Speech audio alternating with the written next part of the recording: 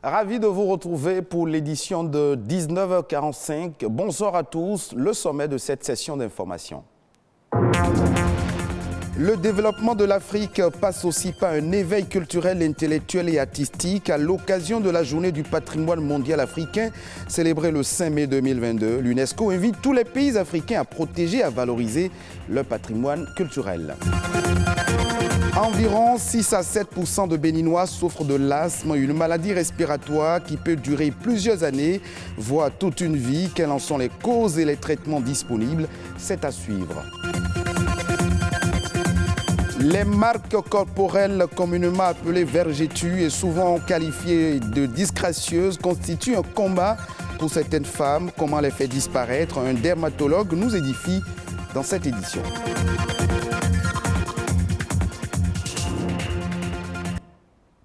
Au début des années 2000, la pandémie du virus du VIH-Sida a fait des victimes en Afrique et endeuillé de nombreuses familles, faisant des milliers d'orphelins. Le point commun à tous ces enfants est leur extrême pauvreté, assortie d'une grande détresse morale et souvent physique. Ce 7 mai, l'Organisation des Nations Unies célèbre, sensibilise et plaide en faveur des enfants rendus orphelins par le sida. Car plus de 25 millions d'enfants dans le monde entier ont perdu l'un de leurs parents ou les deux à cause de la pandémie du VIH-Sida. Venons-en maintenant à la valorisation du patrimoine mondial africain. L'UNESCO, Organisation des Nations Unies pour l'éducation, la science et la culture, invite tous les pays africains à identifier, à protéger, à valoriser l'immense et riche patrimoine culturel du continent. Au Bénin, comment se portent nos patrimoines culturels? Arnaud Adadja et Kinette Sagbo ont rencontré quelques Cotonois amoureux des arts et de la culture. Quand on parle de patrimoine africain, nous avons des patrimoines matériels et immatériels. Le patrimoine, si on parle proprement dit du pays que je connais, du Bénin, ça va être le patrimoine culturel, la nourriture, la musique, les traditions et d'autres choses. Avec le vestimentaire, l'habitat, les panégyriques, les danses et la sculpture du bois à l'image des œuvres d'art du palais, etc., les Béninois, comme les autres Africains, ont hérité d'une riche tradition. Le patrimoine africain avait déjà beaucoup été mise en valeur. C'est d'ailleurs pour ça que beaucoup de pièces sont à l'étranger. Nous avons beaucoup de potentialités dans le domaine de ce qu'on appelle patrimoine africain. Artistes contemporains ou artisans essaient de s'abreuver à cette source. Après le BPC, j'ai fait mes analyses et je disais à papa qu'après le bac, que je n'irai pas au campus. Je veux me donner, c'est-à-dire me mettre dans l'artisanat. Et pourtant, on parle de menaces et de disparition de patrimoine. Des patrimoines négligés, nous avons par exemple des contes.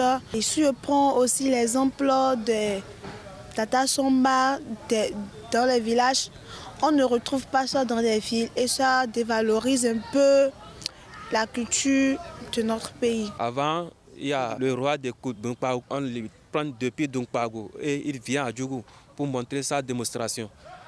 Il y a le roi de Soubouloko qui vient aussi avec des panthères, des animaux comme ça. On faisait tout ça là.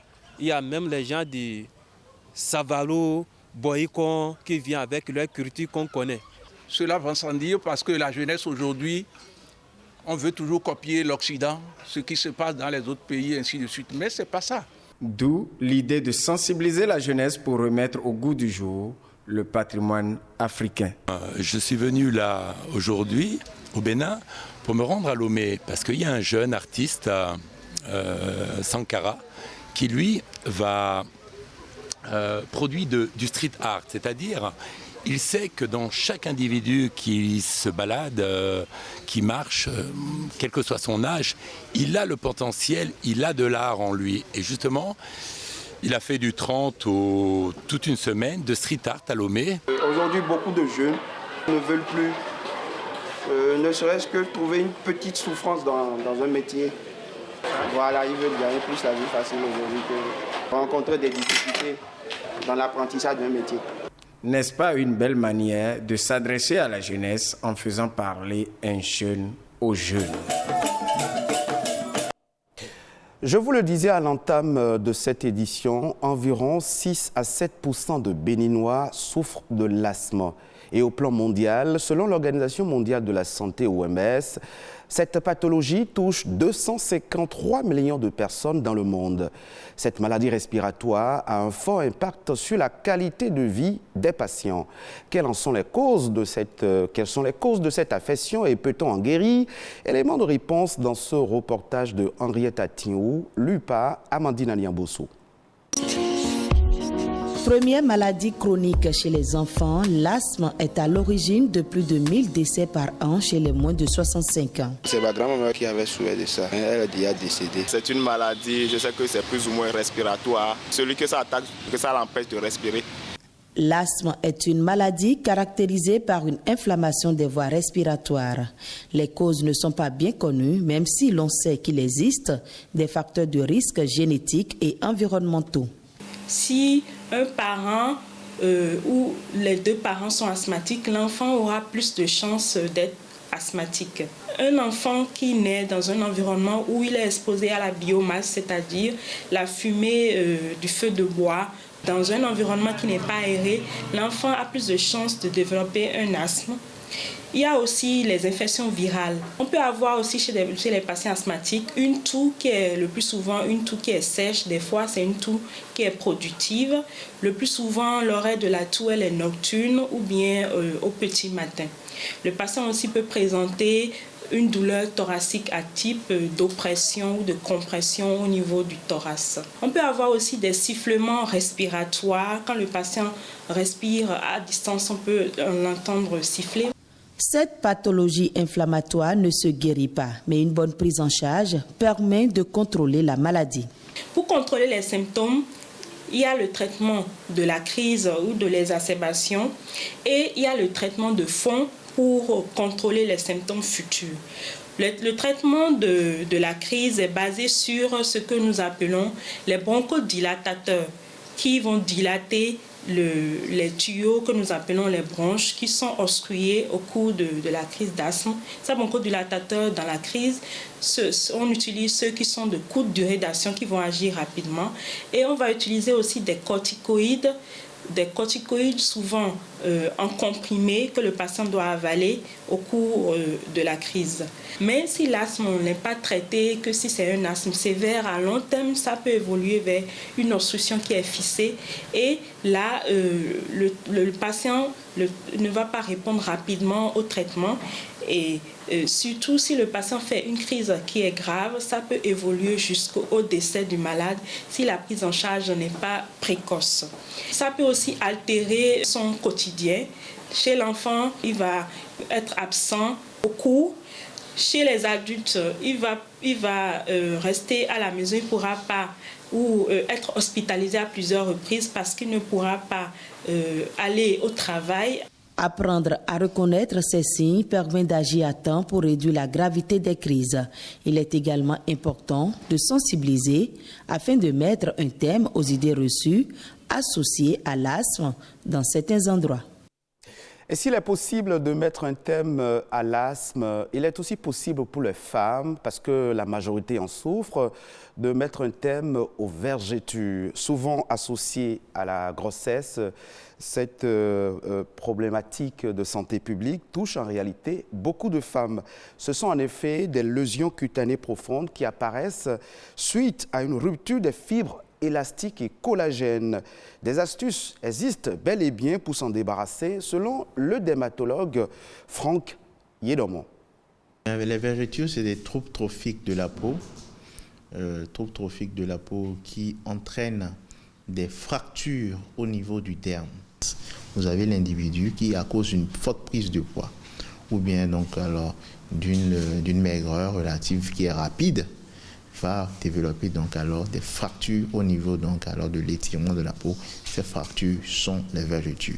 Les vergetures ne sont pas une maladie à risque de donner des complications.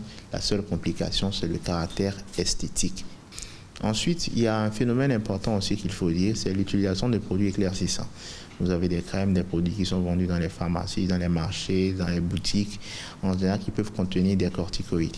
Et donc, vous allez voir que les femmes qui se dépigmentent, même qui sont minces, qui n'ont aucune prise de poids, qui n'ont aucun facteur, cette dépigmentation, donc alors, en créant l'atrophie cutanée, peut multiplier les vergetures. Il y a 3 types de traitements. Il y a d'abord des crèmes qui sont proposées à base d'oxacéprol qui sont utilisés et qui ne donnent pas de bons résultats. Vous avez 20% d'amélioration, donc ce qui est faible. Et ensuite, vous avez deux autres traitements qui marchent beaucoup plus, qui peuvent vous donner des résultats jusqu'à 80% si la vergeture est jeune. Donc, c'est la mésothérapie qui consiste à injecter donc, à l'aide d'un appareil de l'acide hyaluronique au niveau donc, des vergetures. Donc, en plus 5, 6, 7 séances, vous pouvez avoir une amélioration jusqu'à 80%. Et vous avez ensuite une deuxième technique qu'on appelle la carboxythérapie, qui est utilisée, qui consiste à injecter en général du monoxyde de carbone dans le derme.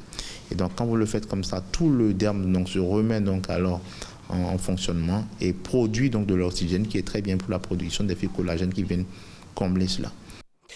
En bref et en images pour finir, le Botswana est à la recherche d'entreprises locales comme internationales spécialisées dans la fabrication locale des véhicules électriques. À l'instar de ce pays, plusieurs États africains se sont lancés dans l'expérimentation et la fabrication locale des véhicules à combustible fossile. C'est la fin de cette session d'information. Vous pouvez revoir cette édition sur le www.ortb.bj. Merci de nous avoir suivis.